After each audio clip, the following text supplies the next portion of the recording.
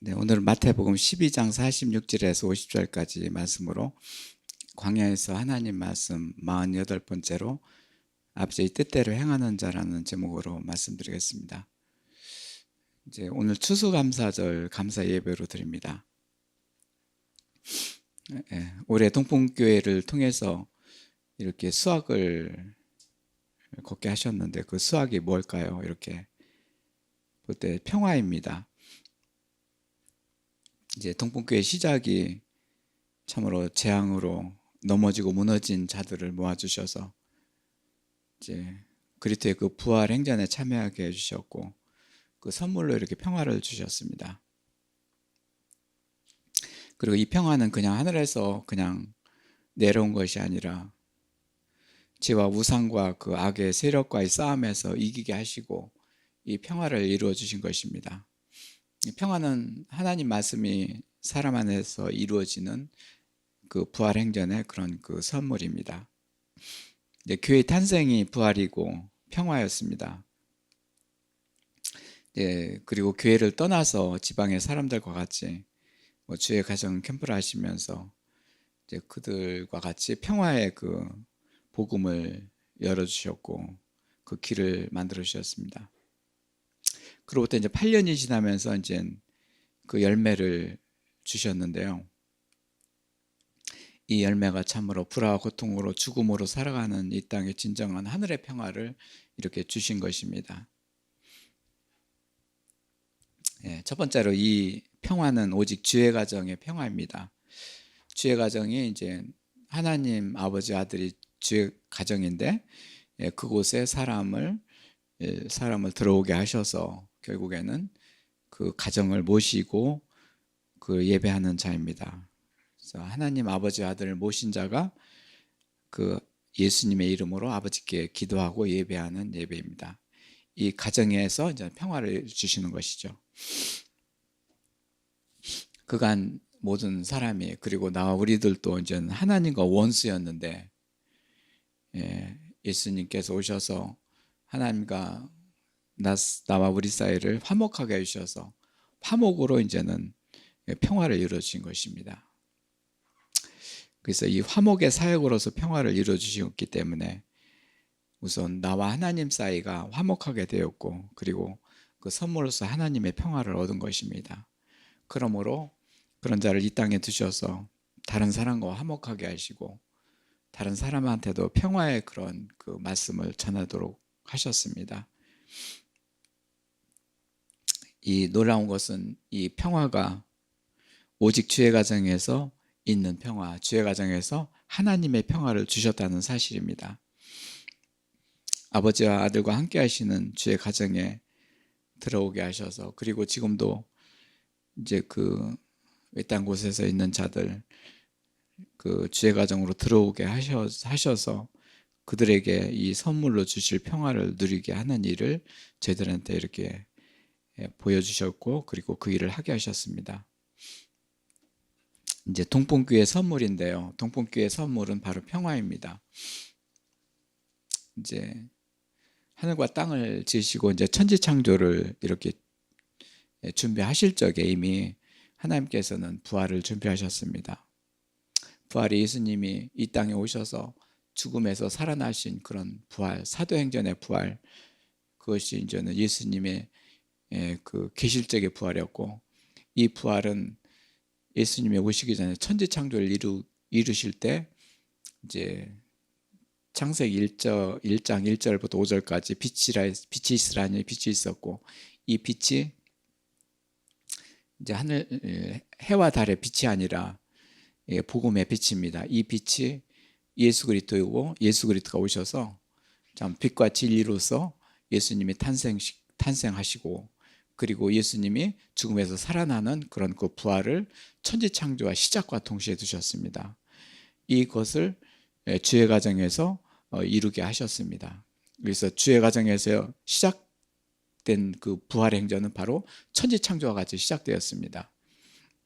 그러니까 예수님이 오시기도 전에 이미 말씀을 이루어주셔서 그가 오실 길을 이제 우리들이 준비하게 하셨고 이루게 하셨습니다. 그래서 더욱 벅찬 것은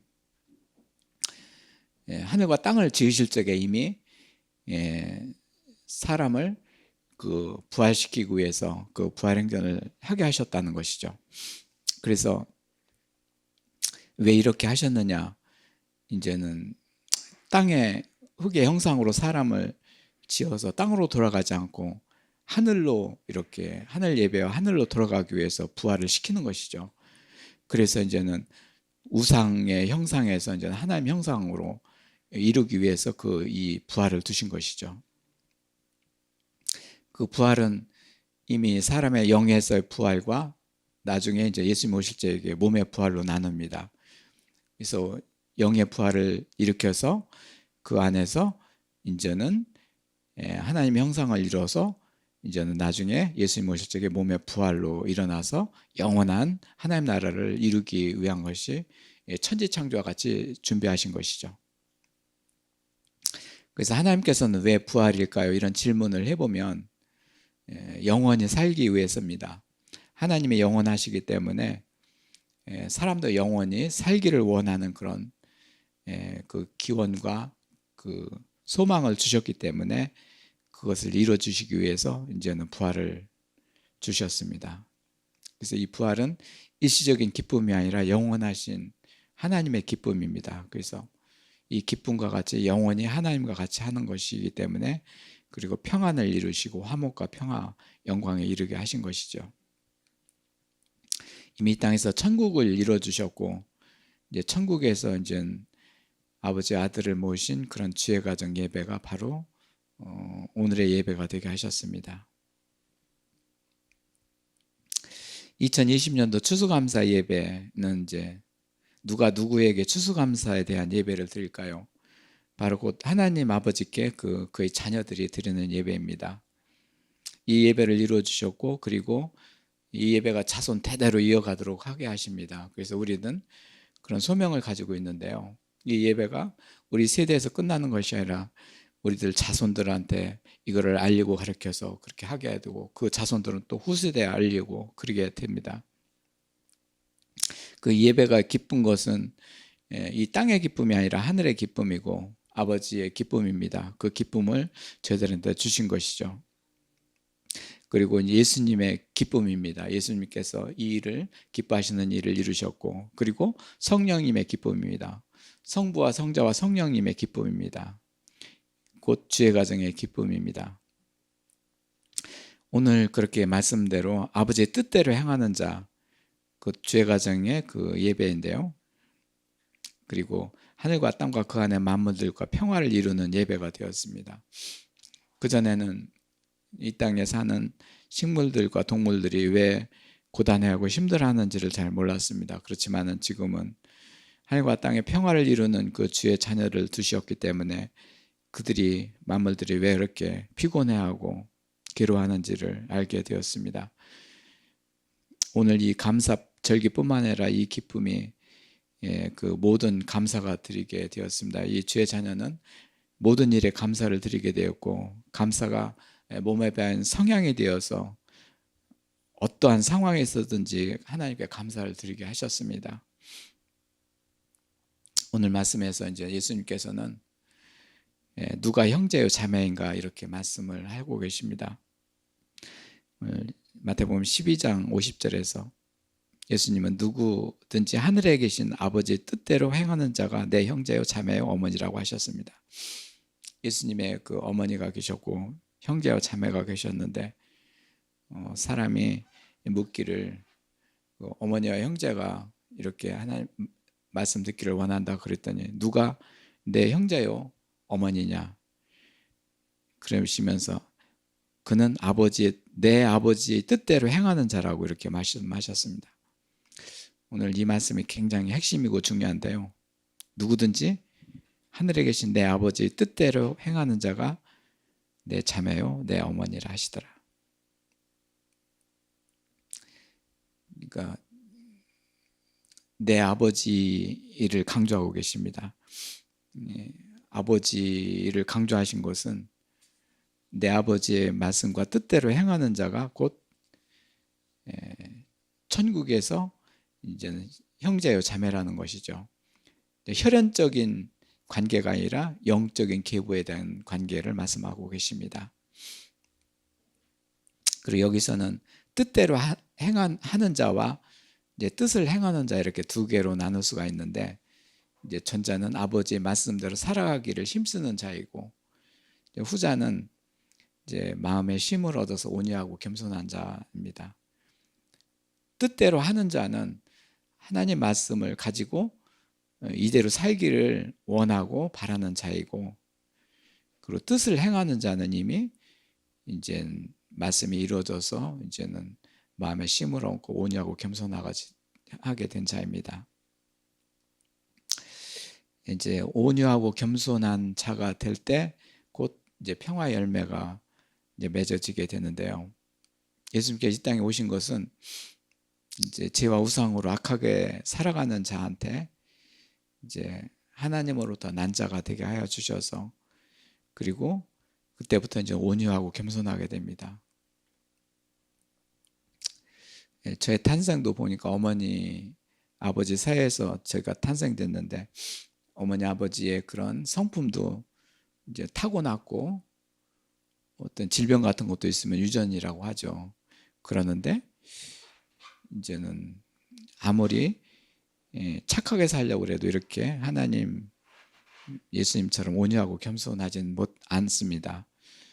그렇기 때문에 이를 하나님으로부터 난 자가 되게 하여 주셔서, 이것은 하나님 말씀이 이루어 주셔서 하나님 말씀 속에서 태어난 자가 되게 하시는 것이죠. 거듭난 자가 되게 하시는 것이죠. 그래서 그때부터 이제는 온유하고 겸손하게 됩니다.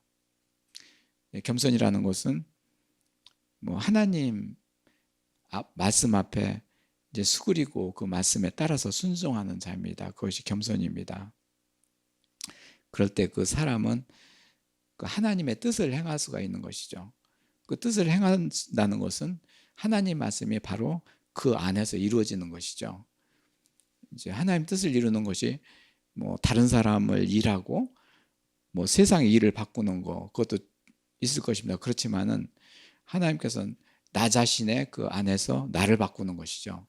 하나님의 뜻은 내 안에서 이루어집니다. 그렇기 때문에 그것이 중요하고, 이제 그렇게 됐을 적에 이제 다른 사람한테도 그렇게 기도하고 이렇게 그렇게 되기를 바라게 되는 것이죠. 지금 예수님은 지금 이제 하나님의 뜻대로 행하는 자를 이렇게 말씀하셨는데, 예수님은 이미 하나님의 뜻 안에 계시고 하나님의 사랑 안에 계시고 하나님의 공의 안에 계시고 그런 하나님이십니다. 그런데 그렇지 않은 우리들의 모습으로 오셔서 하나님의 뜻을 행하는 자의 행세를 하고 계신 것이죠. 그렇게 해야지만이 내 아버지의 뜻을 행하는 것을 법도를 가르치고 계신 것이죠. 그리고 그가 온유하고 겸손한 자인데 그렇게 만들어 주시기 위해서 지금 이 일을 하고 계신 것입니다. 그래서 예수님을 따르는 자가 곧 아버지의 뜻을 행하는 자입니다. 오늘 말씀에서 예수님은 어머니와 형제 자매가 있는 자리에서 이렇게 내 어머니와 형제는 아까 얘기한 대로 혈연 관계, 그것을 뭐 무시하는 건 아닙니다. 그거 중요합니다. 그게 아니라 영원한 아버지의 자녀가 되어야 된다는 것을 말씀하고 계신 것이죠. 그래서 그동안 우리한테도 이 다툼과 불화가 있었던 것은 곧 혈연 관계, 이런 관계에서 있었습니다. 아무리 서로 잘 이제 이렇게 서로 잘 지내려고 해도 다툼이 있게 되고, 어떤 것은 어떤 때는 폭발하게 되고, 이건 혈육 간에 이게 세상의 뜻에 따랐던 저희들의 모습이었습니다. 이렇게 육신의 계보로서는 이 세상의 끝이고 이제는 멸망으로 가기 때문에 이 아버지의 뜻대로 한다는 것은 아버지, 그러니까 하나님의 계보, 영의 계보를 따라서 하나님 형상을 이루는 그런 하나님의 자녀로 만들어 주시는 것이죠. 그래서 영원한 하나님의 자녀로 만들어 주시는 것이죠. 그때 이제 그렇게 탄생된 자들이 형제요 자매라는 것입니다. 아주 예수님은 너무나 단호합니다. 누가 내 형제요 자매요, 내 아버지의 뜻대로 행하는 자다. 이 한마디의 말씀이 정말 천국입니다. 이 천국.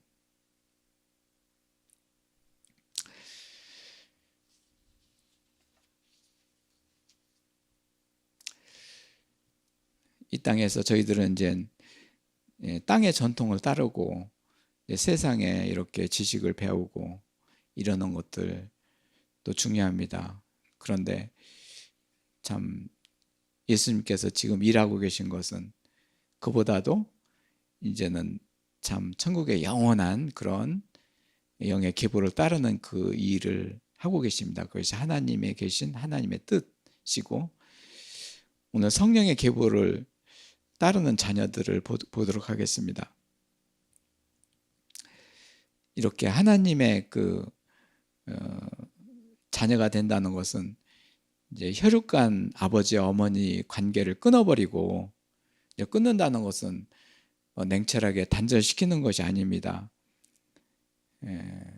바로 사람은 영과 혼과 몸으로 되어 있는데 그 영적인 그런 거를 하나님의 계보로 바꾸는 것이죠. 그러니까 이제 선하게 만들어서 악한 것을 사라지게 하시고 선한 것을 이루어 주셔서 이제 그것이 곧 부활입니다. 부활로 해서 그 속에서 하나님의 기쁨과 평안과 만족을 이루게 하시는 것이죠. 그래야지만이 이제는 천국이 되는 것이고 영원한 생명의 길로 들어가게 되는 것이죠. 우리는 참으로 그동안에 영과 혼과 몸, 내 몸 안에서 그거를 그전에는 구별을 잘 못했습니다. 그렇지만은 이제 기쁨이 들어오고 평안이 들어오고 뭐 이렇게 되면서 이제 몸 안에서 느끼게 되고 그것을 이제 구분하게 된 것이죠.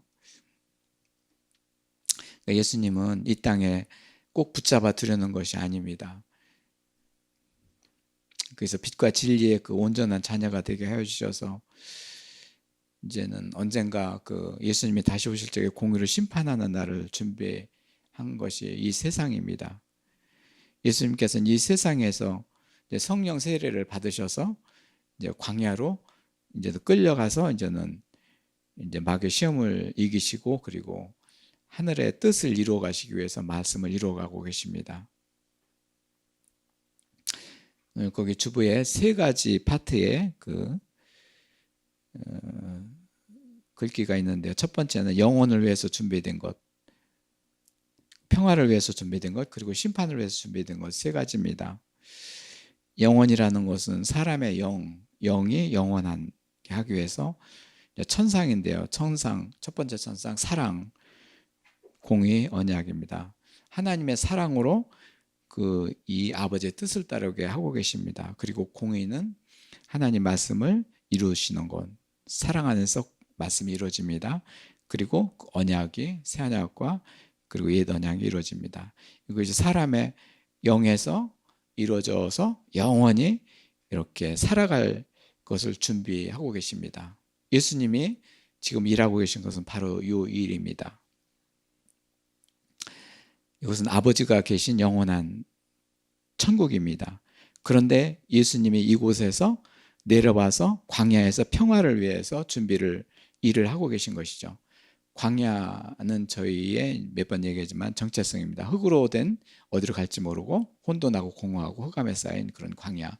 근데 사람의 정체성인 이 광야를 이제 영의 부활로서 기쁘게 하고 이제는 마음에 평안을 주어서 하나님의 형상으로 이제는 이루어져서 찬송이 나오게 하는 것이죠. 이제 광야에서 하나님 말씀이 이루어져서 이 평화의 노래를 하고 평화의 복음을 이렇게 이루어지게 하신 것이죠. 지금 마태복음에서 예수님께서 일하고 계신 것은 바로 이 평화의 위치입니다. 근데 이제 세 번째로 심판을 위해서 준비된 것, 이것이 세상인데요. 이제 세상은 심판의 대상이죠. 이제 세상은 어떻게 보면은 영원한 것이 아니라 천국이 메인이고 이 세상은 이제 독립적인 것이죠.